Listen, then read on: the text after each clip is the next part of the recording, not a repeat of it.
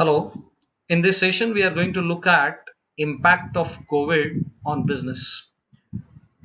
Specific points that we are going to cover in this session are we'll look at what the business means, what its purpose is, what are the modes, and how do we infer about the fitness of the business. Thereafter, we'll look at a framework for understanding the impact. As far as the impact is concerned, five aspects we are going to look at: impact on external environment, impact on market size, impact on market share, impact on costs, and impact on capital. And we'll end our session with a consumer sentiment study carried out by McKinsey, a few highlights of that. So let's start with the business. Now, when we talk of business, what we need to keep in mind is there was a time when the world primarily had self-sufficient economy. Now, what we mean by self-sufficient economy is the human beings used to make everything which they required themselves. But later on, it was realized that if people specialize in certain aspects rather than trying to do everything, then the efficiency and the effectiveness both will improve.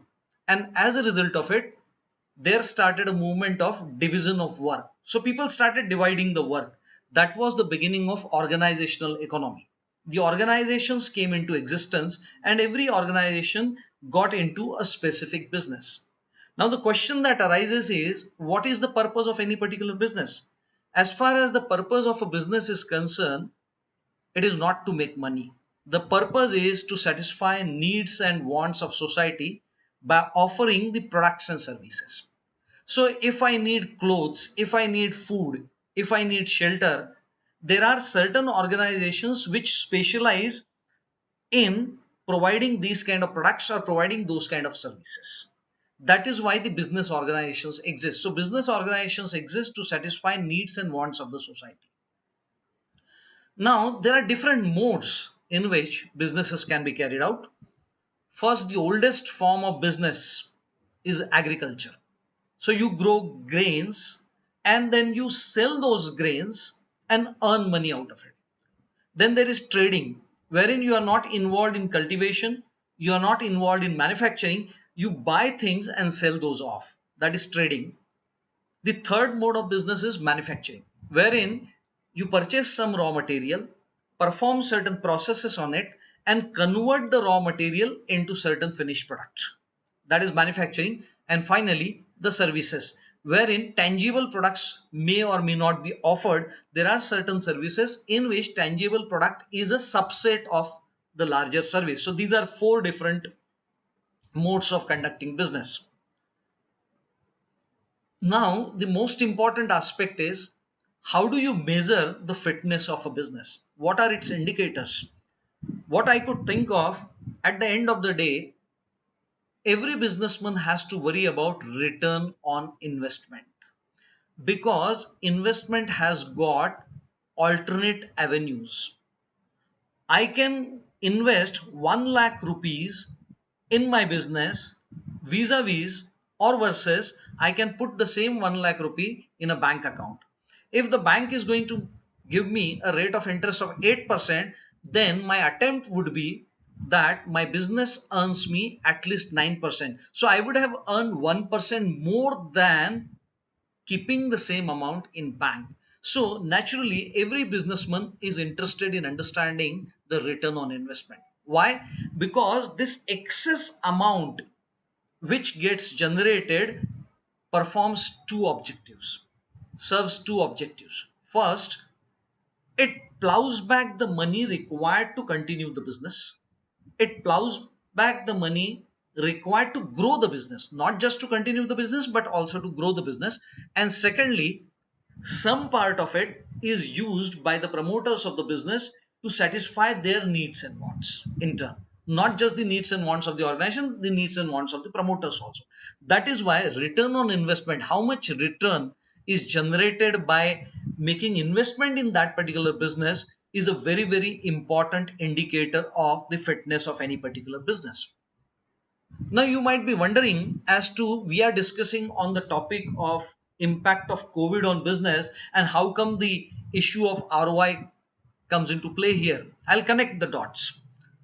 Now at this juncture we would like to understand how is ROI measured. ROI is simply nothing but profit generated by a particular investment. So profit divided by certain amount of investment. And what is profit? Profit is nothing but sales revenue minus your cost. So whatever is left after covering your cost is your profit. When you divide that by investment, which we measure in terms of capital, which may be fixed capital, working capital put together. So sales revenue minus cost divided by capital, that is what ROI is, or we may call that as return on capital employed, ROCE. We don't want to look at it purely from the accounting or the finance angle. We are trying to create a framework in order to understand the impact of COVID on businesses. Now, as far as sales revenue is concerned, how does a firm generate its sales revenue? There is some size of the market, any particular market. So, n number of cars sold in the country in one particular year. Out of that n number, what percentage Maruti Suzuki has sold?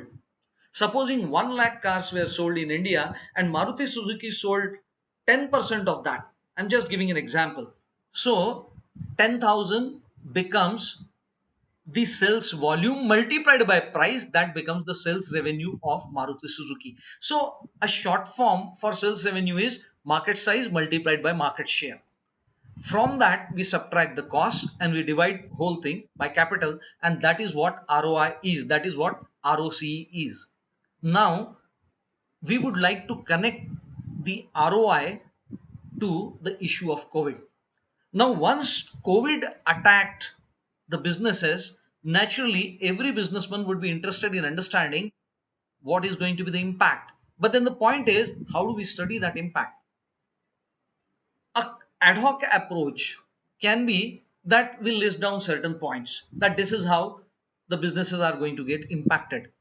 Whereas a systematic approach can be, we look at business from a holistic perspective. We look at business from all the angles, and what those angles are, I'm using ROI as the framework for defining those dimensions of business.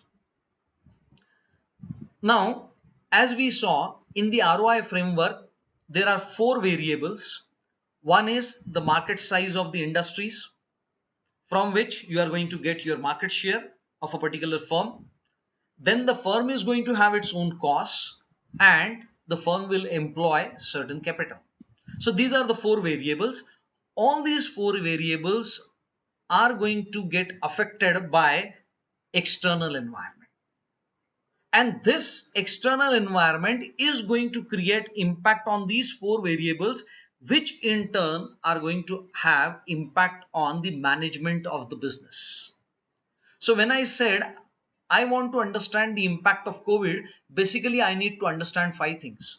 One, I need to understand how COVID is going to affect the external environment and how that in turn is going to affect these four variables of market size, market share, costs, and capital.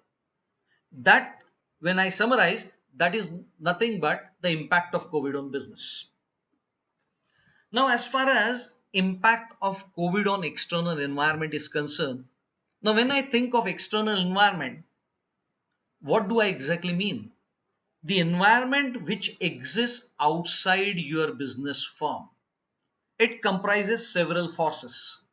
First force is the political force, the regulatory force, the economic force, the social environment, the infrastructure using which you are going to do your business, the demographic environment, the environmental. When I say environmental, here the ecological environment, the non-government organizations, which of late have become a very, very important force. So important that we consider that as a separate force affecting any business. I'll give one or two examples. A few years back in India, we had the problem of pesticide content in soft drinks. And this issue was raised by certain non government organizations.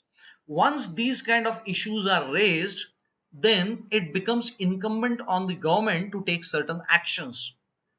As a result of it, you can say that NGOs do form a very important force in the external environment, and every business has to think of how this force is going to impact them. Is there going to be an impact because of COVID on NGO as a force, which in turn is going to affect your business? That is what has to be your line of thinking. Another example is a few years back, again in India, in southern India to be more specific, Vedanta, a mineral giant, had huge problems because certain NGOs protested, citing the environmental degradation taking place because of the mining work carried out by Vedanta, and Vedanta had to stop its operations there. So you can understand how important NGO as a force has become. NGO as a force has become important because democracy is taking roots all over the world.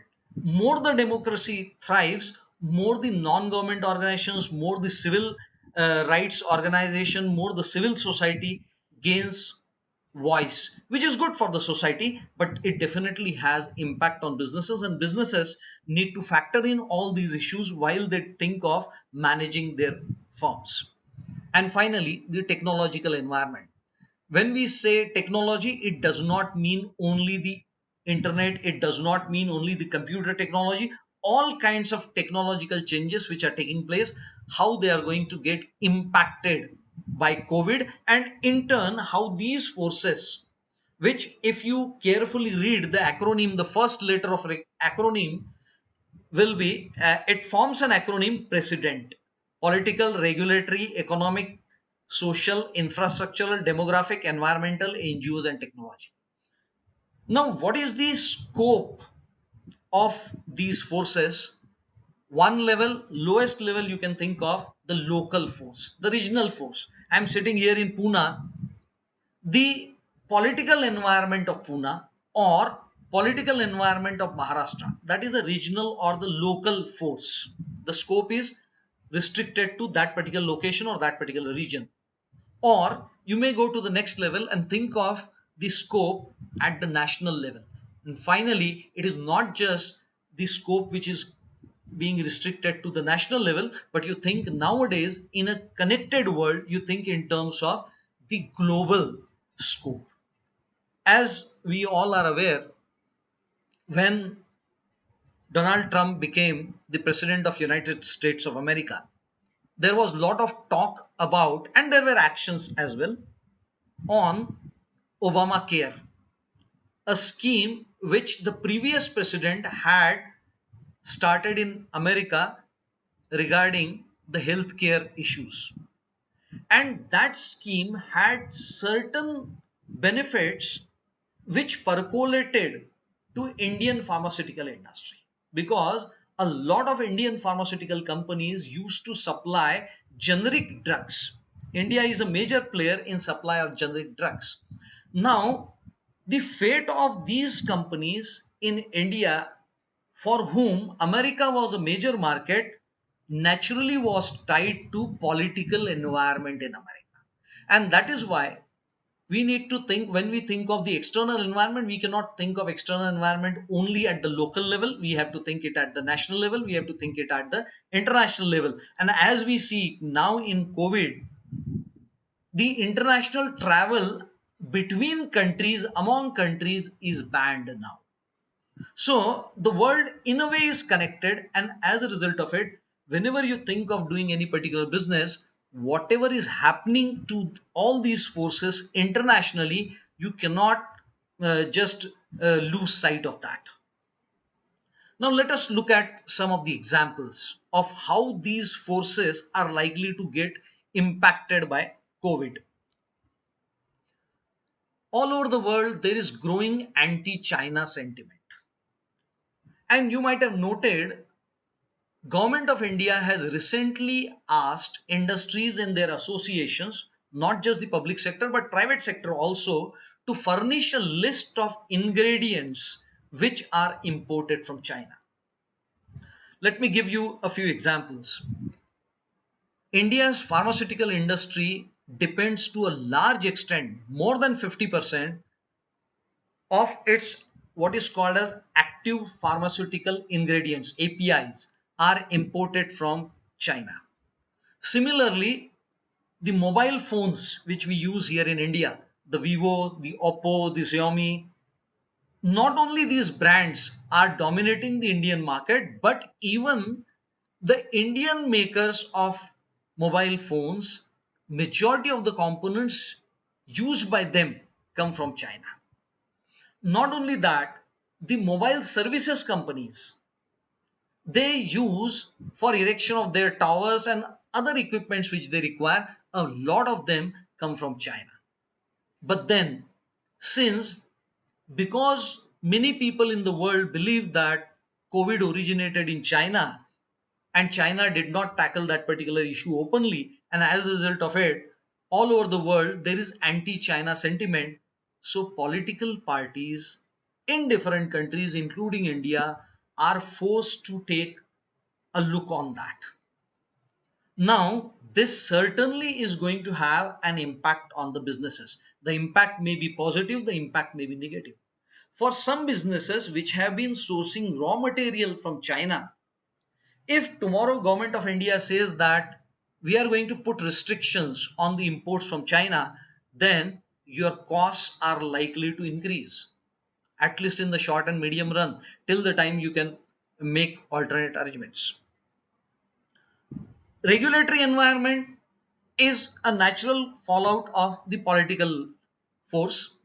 Like, for example, after it was brought to the notice of the government of India that Chinese companies had started increasing their investment in Indian companies, and especially they were alarmed when they came to know that a blue chip Indian bank like HDFC, in that Chinese were trying to increase their stakes, their equity holding, and as a result of it, government of India has thought of putting in place certain restrictions on foreign direct investment in certain sectors, especially the investment originating from China. So naturally, if you are the recipient of that kind of foreign direct investment or venture capital, lot of startups in India were financed by companies from different parts of the world, and Chinese companies have made huge investment. You think of Flipkart, you think of Big Basket, you think of Byju's, and you'll find that some or other Chinese investment does exist in these kind of startups. So naturally, if you are thinking of impact of COVID, then this is the impact at the regulatory level which is going to take place. The opening and closing of businesses, even at the lowest level, even at the lower level of shops in different cities. Now, many cities in the country are practicing a policy of P1, P2. On odd days, one lane of the shops will be open. On even days, another lane of the shops is going to be open. Now, this naturally is going to affect your businesses. Why going to affect? It has already affected the businesses. Economic environment has naturally been affected by COVID in a big way. The estimates vary about the extent of the impact. Some estimates say that the Indian economy might grow by 1%, 1.5%, 2%, whatever. Some go to the extent of saying that actually the economy might shrink by 2%, 3%, or 4%. Whatever may be the case, the cause is COVID. And you don't require a degree in economics to understand that. Simple fact that almost 3 to 4 crore migrant workers had come from different parts, especially the eastern part of the country, to work in big cities like Mumbai, Delhi, Chennai, Hyderabad, Bangalore, and these migrant workers have gone back. There have been lockdown in various cities. Naturally, many businesses came to a standstill for a certain period of time. Now, money in the hands of people definitely is going to decrease, and this is going to affect the demand and the costs of the organizations. So, economic force also has got an impact as far as businesses are concerned because of COVID. As far as the social forces are concerned, there is a big change in the lifestyle of people. I don't know whether all the changes will remain the permanent changes. It is too simplistic to say that everything will change because of COVID. I don't buy that argument. In fact, people have gone to the extent of saying BC and AC before COVID and after COVID. I doubt whether we can simplify to that extent. But yes, certain changes have taken place, at least as on date, and at least in the medium term, short to medium term, those changes are going to stay. Like, for example, as of now, all across the country, there is restriction on the number of people who can attend a wedding. And wedding is a big part of our economy in India. If the weddings don't take place, the caterers lose their business. Weddings don't take place means weddings don't take place on the scale which they used to take place earlier. Then the caterers lose their business. The places where the wedding used to, wedding halls, they lose the business. Simple flower decorators, they lose their business. Simply people who were involved in providing different kind of services like band baza and all that, they lose their businesses, and this has got impact all across. So people are coming to terms with doing things in a different way. Their lifestyles are changing. They may not like to travel now, even when the lockdown is lifted, for leisure. This may continue for a year or so. So the whole travel industry is going to get affected. The tourism industry will get affected. The hotel industry will get affected because of the weddings and all that. Jewelry industry got affected. So the social force is creating impact through change in the lifestyle on businesses. Infrastructure. Now we have been talking of the negative impact, but there is some positive impact also. First, the negative part. When the COVID started, when we started looking at this problem, addressing this problem, dealing with this problem, the first challenge that we had was inadequate infrastructure, health infrastructure, the medical facilities, the number of doctors, the paramedic staff, the infrastructural facilities. We were all short on that, and that is why it is said that lockdown served that purpose of giving some breathing space to central and the state government to make arrangements during that period. But the positive fallout of COVID may be the infrastructure that we are creating now. That infrastructure is not going to go away. Some of that infrastructure may remain useful even after COVID, we are through with COVID. And that is going to be a positive development. Some new business opportunities might come out of that. Demographic forces, two points which came to my mind. One is the age composition of workers. The businesses will probably start paying more attention to it because higher age group people, especially people after 40, people after 50s, and people more so after 60s, are more susceptible to comorbidities as compared to younger population. So probably human resource professionals will be wary of employing people beyond a certain age, at least the new recruits. Gender effects. Now, in last 3 months, a lot of women, working women, have been working from home, and people say that they've got used to it and all that. That is one dimension of it. But then it has created different kind of pressure on the women to manage household chores on one hand, because in many cities, at least for certain period of time, the house helps were not available, the maid servants were not available. As a result of it, one, they had to work from home, do their professional assignments, and at the same time do excess extra work in home. So this is a demographic effect on gender. Environmental impact, probably there is going to be greater awareness of climate issues.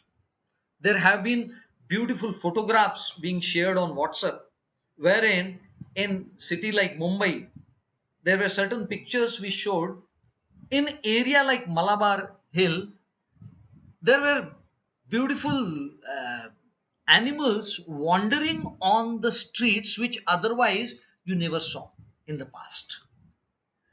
So there is likely to be greater awareness of the climate issues, and that's where NGOs and their voice may get strengthened. They may become more powerful. They might cite what happened during COVID, the kind of miseries which a large chunk of population was forced to undergo. No fault of anybody's. But NGOs might take up these kind of issues, and businesses just cannot shy away from that. And certainly the technological issues. As I said, work from home became a norm during these 3 months, at least first 2 months. So remote working, many people say, will become a regular practice. I doubt whether working will become a regular practice, because once the initial hype subsides, then people start reflecting deeply on those issues and realize that there are limitations to working at home. There are technological limitations, there are social limitations. Technological limitations, net connectivity cannot be taken for granted. The reality is that, like many people were saying that, why not to conduct online classes like this session which I am conducting is a video recorded session, and you are watching it at it from the comfort of your home. It's fine, but then can you transform the whole school education into online education? Not everybody has got access to laptops. Not every child has got access to a smartphone, and not every village has got good stable connectivity, internet connectivity. So all these issues have come to fore which were not so prominent earlier because of COVID. So these are the impact which we are likely to have. These are the different forces which are going to get impacted because of COVID. Now, as I said, there are five variables on which we will have to look at the impact. The first one was the external environment. The external environment in turn affects the remaining four variables. The first of those variables is the market size. Now, when we say market size, we need to understand what exactly do we mean by market. What is a market? A market is collection of individuals or organizations having access, willingness, and ability to buy and use. Now, if you look at this conceptualization of market, four things stand out, four aspects stand out. First is, when you are thinking of impact of COVID, you need to think of impact on household market versus institutional markets. Market size for any particular product materializes if and only if the households have got access to that particular product. So during this COVID, there was huge market latent demand for PPEs, personal protective equipment. But because of the supply constraint, because of unavailability, not many people who had willingness to buy it, who had ability also to buy it, could not do so because they did not have access to it. So that is what I mean by access. Certainly, the willingness aspect, and thereafter the ability aspect. I need to reshare my content because of this thing, because of some technical issues. So the third aspect out of the conceptualization of market is willingness. The consuming units need to have access, they also need to have willingness, and finally they need to possess ability to use, ability to buy that particular product. Now let us go into details of each of these aspects in order to understand how businesses are going to get impacted. First aspect is household and institutional markets. On the face of it, household market will get impacted in a different way vis-a-vis the institutional market. But the question that arises is, when we say household market, again the impact is not going to be homogeneous across. There are three sectors, major sectors within household market. First one is what we call as FMCG, fast moving consumer goods. The grocery items generally come into this category: the toothpaste, the tooth powder, the shampoo, the soaps, the detergent powder. All these products, they come into the category of fast moving consumer goods. Spices, dairy products, they come into the category of fast moving consumer goods. Then durables, the two wheeler, the TV, the refrigerator, the washing machine, the air conditioner, the mobile phone, these are all durables. And the third category is the services: the banking services, the insurance services, the medical services, the dental services, all kinds of services where product is not the dominant aspect. So there are three basic sectors within household market, and all these sectors will witness different kind of impact. This is the point which we need to keep in mind. So I cannot say that all businesses will get impacted in the same way. No, they are going to get impacted in different ways. Similarly, institutional market. In institutional market, you have got three subcategories again: business firms. So a company like Bajaj Auto Limited, from where I started my career way back in 1989, this company buying tires and tubes, this company buying steel sheets, this company buying nuts and bolts, this company buying the catering services for its employees, that constitutes a market, business market, business firms. Second, government, a huge market. Look at the municipal corporations running different hospitals, having requirement for ventilators, having requirement for medical equipments, having requirement for PPEs, having requirement for nursing staff. So if you are a college running nursing courses, then government is a market for you. So government is a big market for variety of things. And besides government and business firms, there are other organizations like NGOs, the universities, and all that. They all come into institutional market category, and all of them are again going to witness the impact of COVID in different ways. Now, important point that is to be underlined here is, whatever happens to household market has got impact ultimately on the institutional market. That is why we say that institutional demand is derived from household demand. Like for example, if there is more demand for two wheelers, there is going to be increased demand for steel sheets. Let us look at some of the examples. Now COVID has created an environment of fear for life. As a result of it, there is likely to be lower preference for shared transport. The services like Ola and Uber, they might get negatively affected. I'm using the word may. They might, which might have a societal implication that people might start preferring personal vehicles again. 1 year back, it was thought that personal vehicle industry will get negatively affected, and probably COVID might create a positive impact on it. And as a result of it, although two-wheeler industry demand might be down as of now, after COVID, two-wheeler industry demand might go up. Same may not happen to four-wheeler industry in that volume, but is likely to happen more so in case of two-wheeler industry. Another example, again, fear for life, fear for health, fear for safety might create lower preference for shared transport.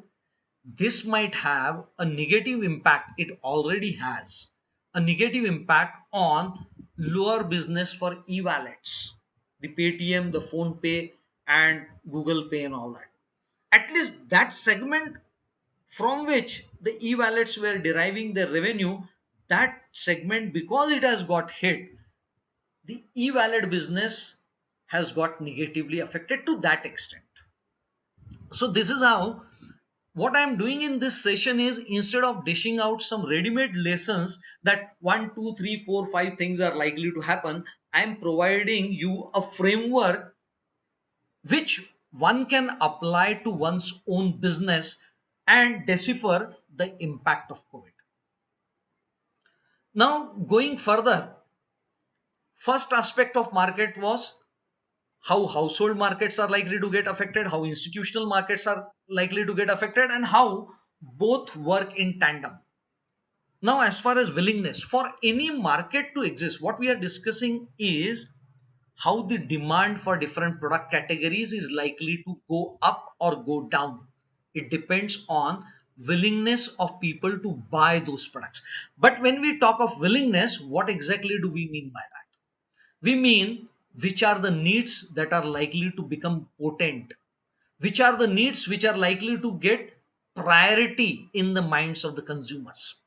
In order to satisfy those needs, which products and services are likely to get greater preference among the consumers, how frequently those products and services are likely to bought, and whenever people buy it, whenever people use it, on every occasion, how much quantity they are likely to buy and use, and most importantly, how many individuals or how many households or how many institutions are likely to have that kind of need, and how frequently they are going to use it, and on every occasion how much they are going to use it. That will tell you the size of the market. Many a times the problem with startups is they always think that, oh, I know certain friend of mine who would like to download this app, so you assume that there is a market for that app. Sorry, that is not the market. Market is when there are at least certain number of people who share that particular demand, and that demand is sufficient enough for you to cover your costs. Then that becomes a sizable addressable market, feasible market. Otherwise there is always a demand here and there, but whether that demand will enable you to break even or not, that is the real question which you need to look at. So when we are thinking of market size, we need to look at willingness, how many individuals, households, or institutions are likely to have willingness to buy a particular type of product or service. Let us look at some of the examples. Now, safety of all the product categories or all the human needs, safety might get greater prominence as compared to other needs, and as a result of it, the sanitization market has grown. Even if you walk on the road and find a vegetable vendor, you will not be surprised to see that vegetable vendor using a small portable small packet of sanitizer with him. So this is a new market which has opened up, because all of a sudden that need for safety has become more potent. Eating variety at home. Now for last 2 months, or now almost close to 3 months, restaurants are as good as closed across the country. Although some takeaway facilities are being made available, but then because people are staying at home, are not able to go to restaurants, this has got a positive impact because people still have the need to eat variety.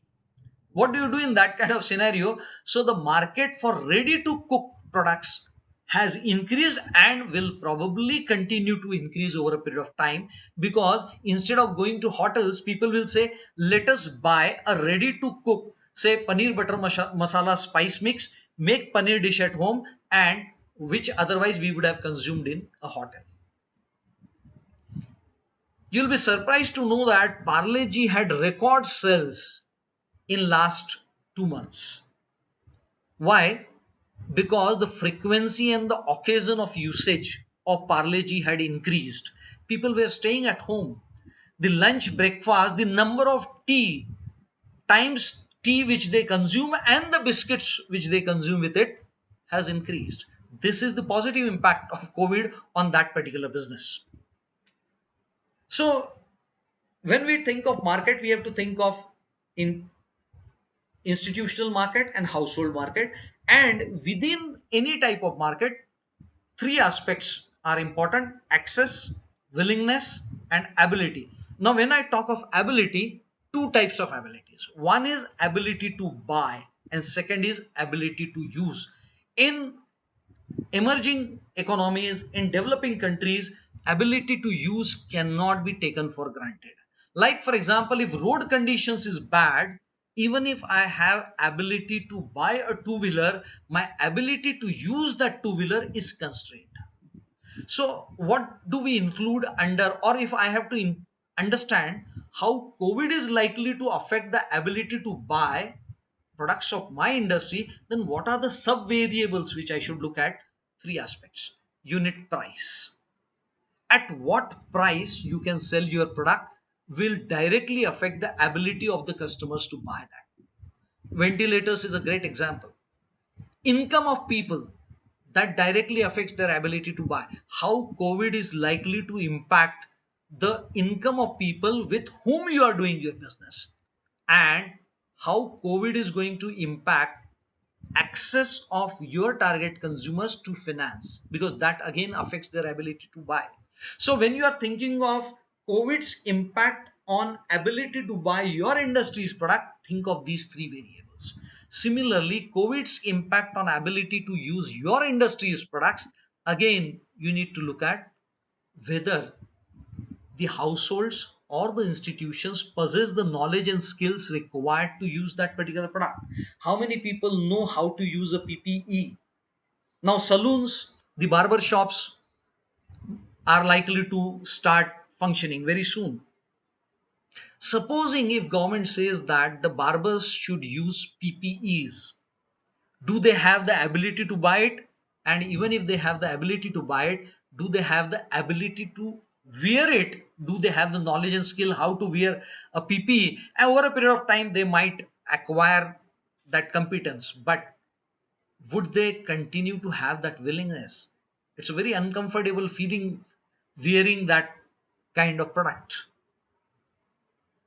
In order to use one particular product, what are the other products and services which I require? So people say that online education businesses will have a field day because of COVID. Very nice. But then if I am running an online education business, just because people are not going to go to schools, that does not automatically translate it into business for online education. Why? Because I require other products. My consumers require laptops, smartphones, and internet connectivity. Finally, the context. The environment in which my consumers work, the environment in which my consumers are going to use a particular product, how conducive that environment is for the usage of my products. Let us look at some of the examples. Ventilators. Now, ability to buy ventilators in a country with low per capita income, for hospitals as institutional markets to buy ventilators is not so easy, because ability to buy is low. Further, ability to use is also low, because not every doctor can use PPE. There are certain specially trained doctors of certain specialties who can use ventilators, not everybody. Similarly, I've already spoken about PPE and income of bottom of the pyramid market, which many companies were targeting.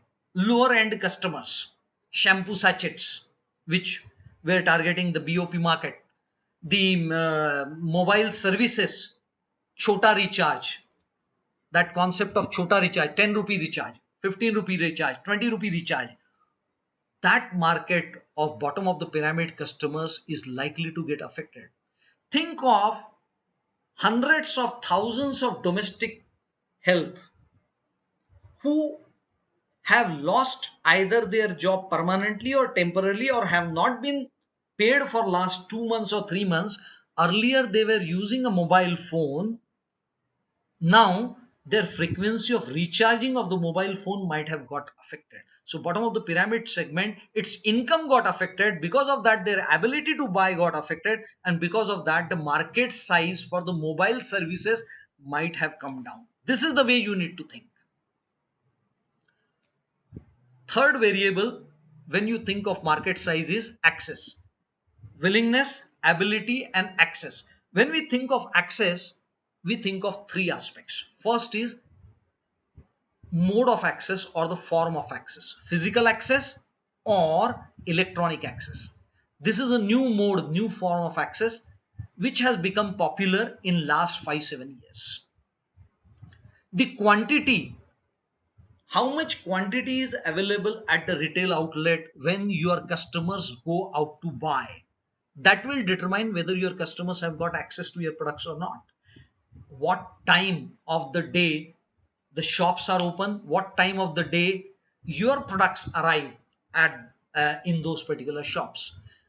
All these three variables you need to look as far as your particular business is concerned to understand how access is going to get affected because of COVID. Let us look at some of the examples. E-commerce, I'm not talking of e-commerce for mobile phones or e-commerce for purchase of TVs and all that. I'm talking of e-commerce firms, especially like Big Basket or Grofers. These companies, this sector in particular, e-commerce grocery sector, has shown more than 50% growth rate, in some cases almost growth of 70%. The month of April and May, they witnessed that kind of growth. Why? Because the physical access, people, a, people wanted to avoid, and b, because of the lockdowns in certain areas shops were also closed or they were working for certain limited number of hours. This is the impact on business. Corner kirana shops have made huge business in last 2 months because the DMarts of the world, the Big Bazaars of the world, the Reliance Mart of the world, their businesses were affected because the government regulations did not permit congregation of people. Large assemblies government did not want to take place, and as a result of it, the corner kirana stores, their business boomed. Now, in this kind of scenario, if you are looking at it from the point of view of a modern trade outlet, like say DMart or Big Bazaar, now they might have not paid enough attention to e-commerce business before February, but now they were forced to do it because they realized that otherwise they will be left out. They will be losing the business. Shortage of certain stock keeping units, SKU. You go to any kirana shop and you ask for a large pack of Maggi noodles or a large pack of Parle Gold biscuits, and there is every possibility that the larger pack is not available, or Haldiram's bhujia shave, the large pack, that pack may not be available. Because why this happened was, this was the impact of COVID, because the production facilities were not working to full capacity in the companies because of lockdown, because of shortage of workers, and as a result of it, the manufacturing companies prioritized what type of SKUs they are going to make more and what type of SKUs they are going to cut down on. And as a result of it, your customers had limited access to certain stock keeping units. And certainly the shop closure timings, the transport delays, institutional markets got hit in a big way because simply the institutional customers did not have access. So, if I have to summarize the impact of COVID on market share, instead of giving specific guidelines as to, or specific ideas as to, this sector will get impacted this way, this sector will get impacted that way, I am leaving you with a framework. Think of willingness of customers, think of ability of customers to buy and use your products, and think of whether your customers will have physical or electronic access to the right quantity of your products and services at the right time. That is going to affect which needs people will prioritize. Abraham Maslow, he talked about all human needs forming into some kind of hierarchy, starting from physiological needs at the bottom: food, clothing, shelter, sleep, water, followed by safety and security needs, material security, physical security, followed by social needs, need to belong, followed by esteem needs or ego needs, and ultimately at the top, the self actualization need. Now, COVID by and large has brought focus more onto basic physiological and safety needs. This you can ascertain from the data provided by syndicated market research agencies. Cantor Worldwide Panel or IMRB's shop audit data, if you browse, you will realize that certain product categories, their sales has gone up, and certain product categories, the sales has gone down. Which are the product categories for which the sales has gone up or the market size has increased? Those product categories are basically physiological need product category, or the product categories which were satisfying the safety needs, particularly the health related needs. All of a sudden there is a flood of immunity boosting products being advertised on TV. You can see all kinds of brands trying to latch on to the bandwagon of immunity, because that need, willingness to spend money on boosting immunity has increased. Right? So, this is how you will have to look at how COVID is going to impact market size for your product or service. But that is for everyone. The market is for everyone. Within that market, how your company's market share is going to get affected. If you need to understand the impact on market share, very important aspect that we need to start with is what market share is. My company's sale divided by the entire product category sale or entire industry sale, that constitutes market share of my firm. So the quantity of soap sold under the brand name Lifebuoy divided by all soaps sold throughout the country, and you can calculate Lifebuoy's market share is 10%, 20%, 30%, 40%, whatever. Now, something interesting happened during last 2 months. Amul, which is a leading dairy player in the country, while only a dairy player, you can call it one of the leading FMCG companies in India. If you look at the data of Amul, this is one company whose market share position has improved during this period of COVID. Why? That is what we need to understand. Again, I can give the answer straight away, but my purpose is not that. My purpose is to streamline the way of thinking so that you can use this framework and do the customization at your end. So, the point is how companies gain market share. Let us look at a numerical example for the time being. Keep the discussion on COVID on hold for just 2 minutes. Now, when we think of market share, let us say I have come out with a new product. Say I am a company which has launched Tata Ace into the market, which came into the market in 2005, a mini truck. Supposing I carried out a survey, this is a hypothetical example, not real. 46% of the customers liked whatever my company is offering in that mini truck. 46% customers liked, 54% did not like. Fine. Out of these 46% customers, out of this 46, 63% said that they find the price of that truck to be affordable. The price of the truck is affordable. 63% found it. 57% of these 63% found the truck being made available in their area. That means the distribution network was there.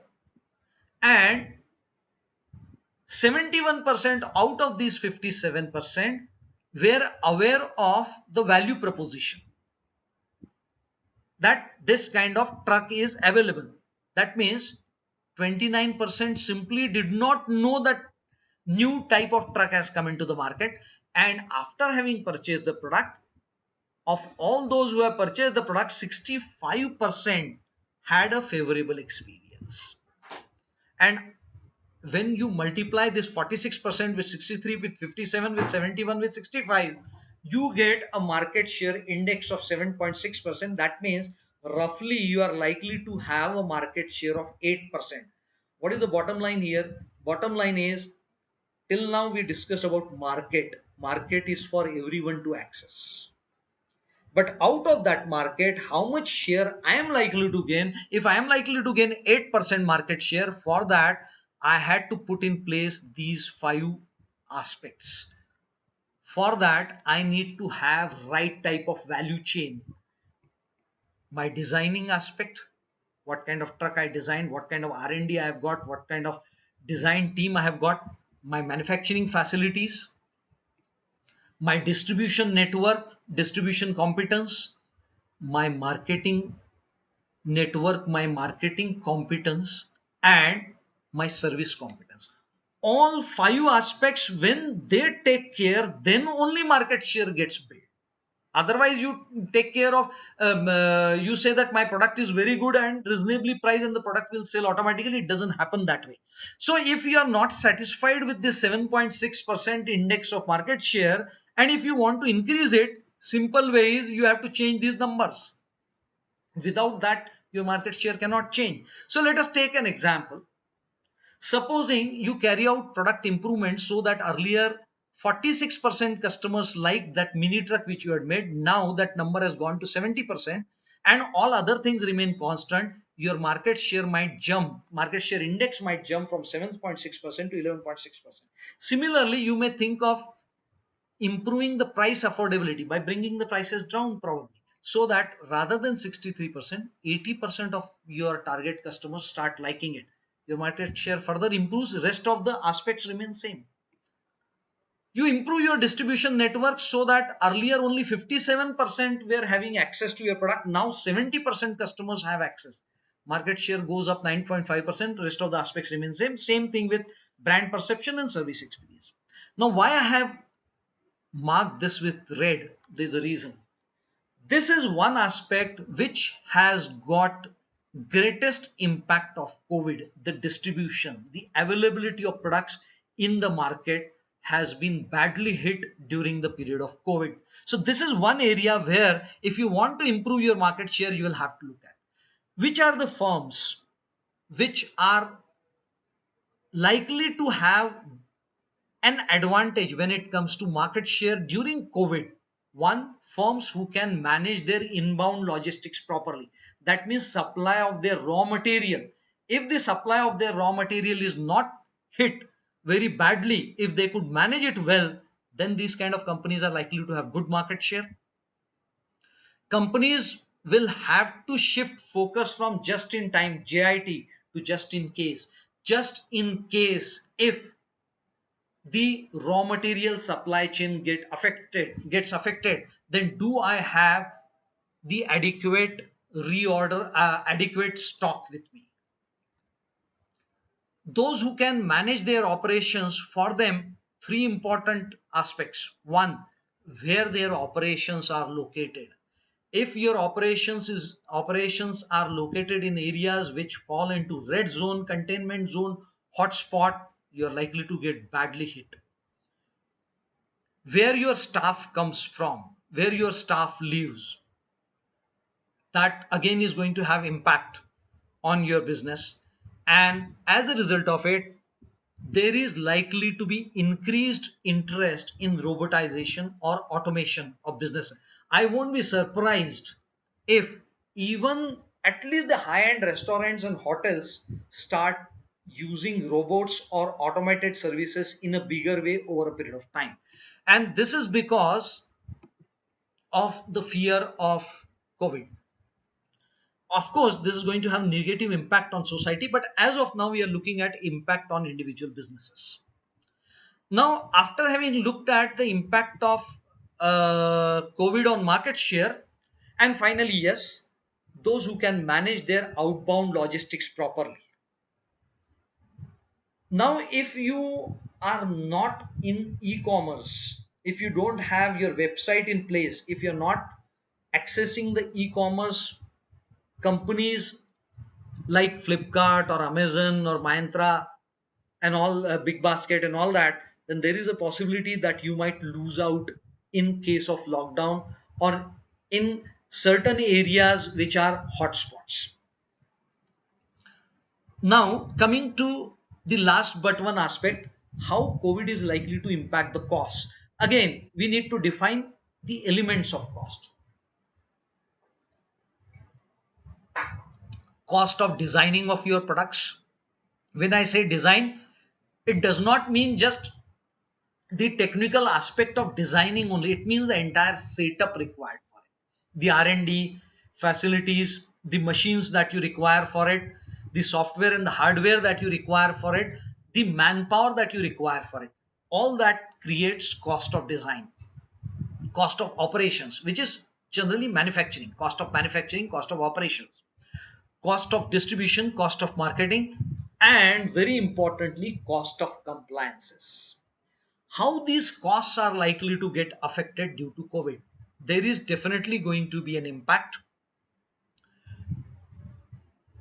Few areas will have disproportionately high impact. One is your operations cost is likely to get impacted because you may be forced to move from just in time to just in case. So your inventory levels will increase, and as a result of it, your inventory costs might go up. You might face lower capacity utilization due to off due to on and off, lesser availability of staff. This is going to increase the cost of operations. Another area which you will have to pay very close attention, when I say you means the businessman will have to pay very close attention, is distribution, and that is where again the cost is likely to go up.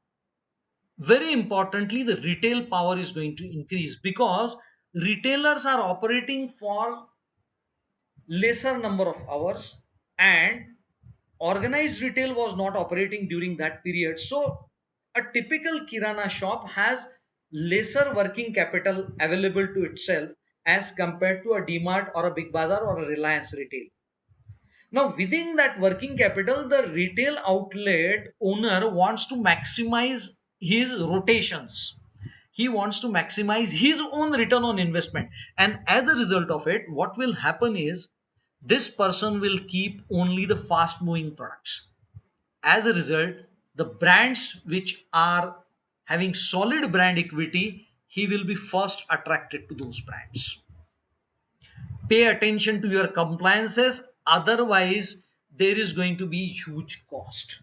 If some, like for example, there was a report that a particular automobile company in Maharashtra, more than 100 cases of COVID were found positive in that particular company. Now, if something of this sort happens, one, you are inviting statutory actions, and secondly, it might result into social stigma also, which might ultimately affect your business in the long run. May not be in durable sector, but certainly in non-durable sector, food product sector, FMCG sector, this can be a big concern. When customers now will go to saloons, simply they will think whether that saloon is complying with the norms prescribed by the government. So one will have to look at the cost of compliance also. So these three areas, operations, distribution, and compliances, are going to get affected because of COVID. Now the last aspect of impact is on capital, because in the ROI equation, profit divided by capital, profit was sales revenue minus cost, and sales revenue was market size multiplied by market share. So we looked at entire thing, only the capital aspect is left. Now when we think of capital, again three aspects: your requirement for capital, availability of capital, and the cost of capital. Now how these aspects are likely to get impacted? uh, some crystal ball gazing, working capital requirements at the firm level are likely to go up because of need to maintain higher inventory. Availability of capital might not be such a problem because greater liquidity is likely to be there, because some businesses will simply close down, and as a result of it there is likely to be lower demand at the bank level or the financial institution level. So liquidity is likely to be more, but the finances are likely to become more stringent in scrutinizing the applications, simply because they will be afraid whether the firm will go bust. Cost of capital likely to remain low in general, simply because the overall demand is likely to be less. But if you are a multinational company, even if you are an Indian company but raising capital abroad, especially Indian company raising capital from abroad, then your cost of capital is likely to go up if your economy is being rated or downgraded by international credit rating agencies. So if some international rating agency downgrades an economy from A plus to A, or from A to B plus, or from B plus to B, or from B to B minus, then in that proportion, inverse proportion, the cost of raising capital goes up. So this is likely to be the impact of COVID on capital. The McKinsey and Company, one of the largest, most famous consulting firm in the world, they carry out consumer sentiment studies across the world. So they have come out with a report on the consumer sentiment in the background of COVID. Some salient features of their report are like this: the consumers whom they studied, they continue to expect a long lasting impact of COVID. That means consumers don't think that the impact of COVID is likely to go away fast. So their purchases are going to get affected for a certain period of time. Spending on essentials is likely to increase, but on discretionary categories it is likely to decrease. Some very strange things have happened. Lipstick market has got negatively affected. The face wash segment has got negatively affected. uh, the ironing market has got negatively affected. The detergent market has got negatively affected, because simply these product categories satisfy certain needs which are now becoming secondary in importance. Consumers are shifting to online and digital solutions, as I said, and that is reflected in e-commerce, as well as reduced contact channels to get goods and services. That is why, including some of my clients, they have started using mobile vans, wherein, say, a dairy product company may have a mobile van, wherein right from milk to paneer to cheese to ghee to lassi and paneer, lassi and buttermilk, everything is brought to your society's gate, because people don't want to venture out. Although lockdown has been lifted in many countries, people still feel the pull towards a homebody economy. They want to stay home. So some of the products, their demand is likely to increase. As I said, RTC, demand for mobile services within home, internet services likely to increase, tablets, computers likely to increase. Consumers want extra reassurance to resume day to day activities outside their homes. So all businesses which involve consumer contact, physical contact, they will have to take care of this aspect. They will have to go out of the way to reassure the customers that everything is safe. Let us take an example of dentist. Now people are scared of going to the dentist. So dentists will have to make extra efforts to create that feeling of being safe in their place. Finally, consumers want to see an ongoing emphasis on cleaning and safety. So these are some of the findings of McKinsey when they carried out their consumer sentiment study. Finally, I will wrap it up by warning you that beware of oversimplification. In the world of management, when people oversimplify the things rather than simplifying, they are actually creating the problems.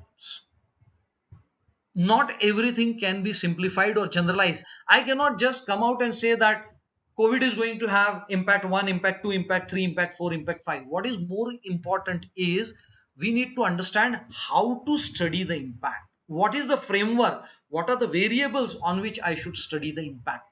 So I would like to leave you with certain cautions, notes of caution. First, the impact will vary across products and services.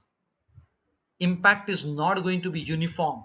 Let us take an example. Somebody might say that pharmaceutical industry is likely to grow. Somebody might say that healthcare sector is likely to grow. Far from truth. Certain sectors within healthcare have grown, but certain sectors are passing through bad phase. Dental care products passing through bad phase because people are simply postponing. People are postponing surgeries which are avoidable or which can be done on a later date, which are not so urgent. Same thing is happening with many of the other pharmaceutical products which are not so urgent. The impact is going to be different across geographies. So you cannot say that the impact is going to be same across the length and breadth of the country. No, impact is not going to be uniform across the geographies. One school of thought that says that rural demand is likely to have lesser impact as compared to urban demand, simply because COVID has had disproportionately high impact in urban areas. I am not saying that rural demand will be more than urban demand. What I am saying is the impact on rural demand is likely to be relatively less as compared to urban demand. Third, the impact is likely to be different across different market segments, different customer segments.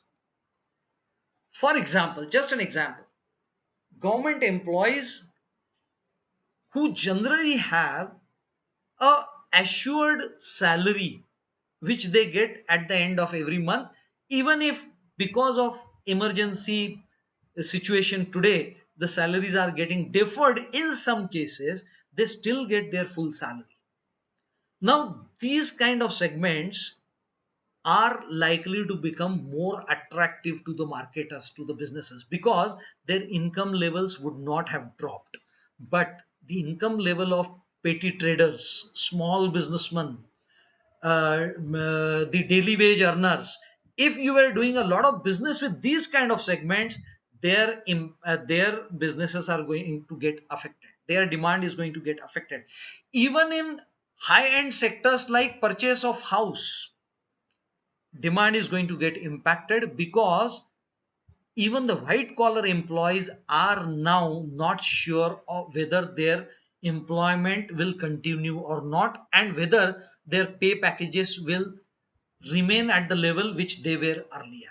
So impact is likely to felt differently across different segments. You need to think about what are the products I am dealing with, what are the geographies I am present in, which are the segments I am marketing to, and in the light of that, you apply the framework which I have presented and then find out answers for yourself. And finally, when you think of COVID, think of the time horizon also. I could think of three. First, during the COVID period, immediate period of COVID, now this is the short term impact. Of this, how much is likely to continue immediately after COVID? I would like to call it as the lingering effect. The safety security concerns and the products related to that, the sanitizers, the masks, these kind of products, their impact, immunity boosting products, there is likely to be a lingering effect. there is likely to be a lingering effect on going to restaurants and all that. There is like a negative lingering effect, positive lingering effect on ready to cook products, products to be used at home, likely to be positive lingering effect. In long term, what I call it as residual effect. What are the changes which will stick through? Although people say that work from home will become a norm, I disagree. I don't think that work from home will become a norm, but nevertheless, some part of it will certainly become. And if that is the case, certain industries are likely to get affected positively and negatively both. You can look at the business for Zoom, how it has increased. Business for all these video conferencing services, they are likely to increase. Business for data services, that is likely to increase. But some other businesses might get negatively affected. Some people might say, like for example, if you watch a video session by the CEO of Hindustan Unilever Limited, Mr. Mehta, he very clearly said that COVID has taught us that some of the meetings which involve travel are no more necessary, and probably the number of times which I used to travel in a month might come down. Naturally, if you are a part of travel and tourism industry, part of airlines industry, that kind of business, it is likely to get negatively affected. So this is all about the impact of COVID on businesses. What is more important is, instead of looking at a straight away simple answer, you need to think in terms of certain framework, and that framework has got certain elements. First element is how the external environment is likely to change, how this change in the external environment is likely to affect the market size of my industry. Within that market size, how my company's, my firm's market share is likely to change. While doing so, how my costs are likely to get affected. And finally, how my capital requirement and cost of capital is likely to get affected. Thank you so much. Stay safe.